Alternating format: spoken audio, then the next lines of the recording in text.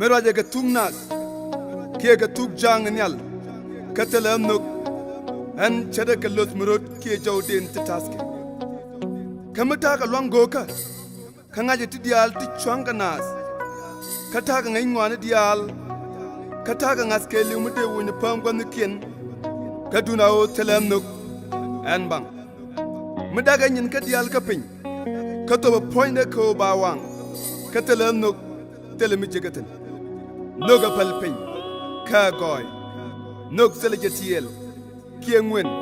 kiel yakaro ke chie jang ke chereng nog chanas fo ka chara kara chamala ngwang ka chanan wen nog chilo de tes ke mi yak duna hotel lo de kamla top nog rudu ngwane dial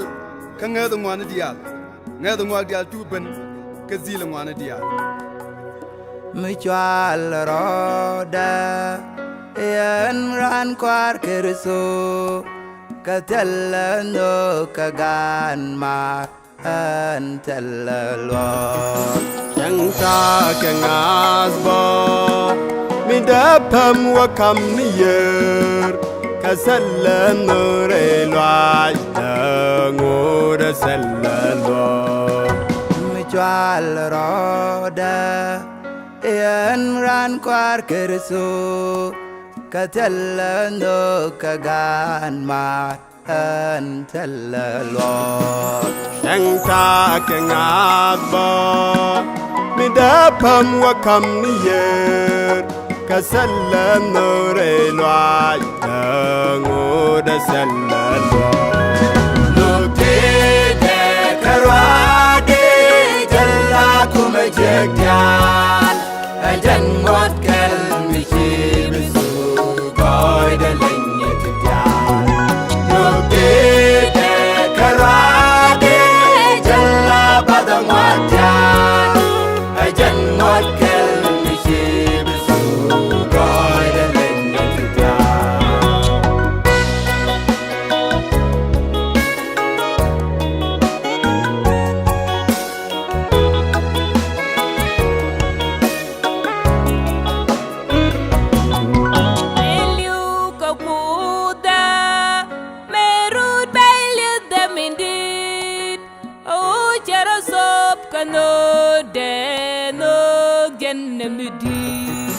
me cha ka dwerwa jan joy kwai loy jan nyal jan kan ratim kan dokwa nok de emiti meliu ka kuda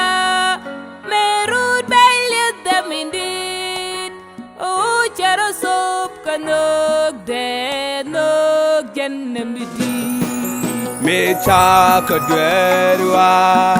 jan joy kwai loy jan nyal jan kan ratim kan dokwa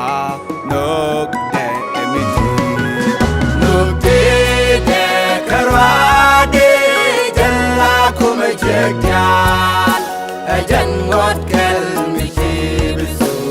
goy de lenye tyan no te karade jalla badamatan ajan ngot kel mi chibisu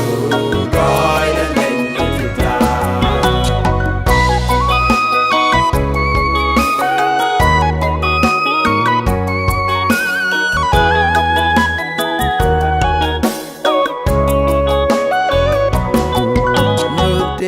kapalika nuk jalloy de kamijak jantella jakon teledak nuk rudat dial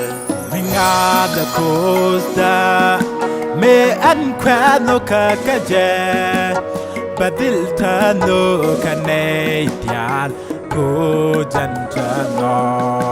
nuk te kapalika nuk jalloy de kamijak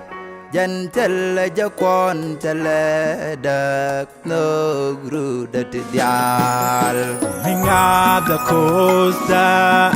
me an kwano kakaje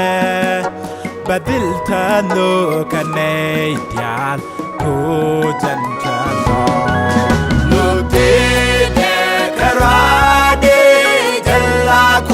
nước tràn chân ngót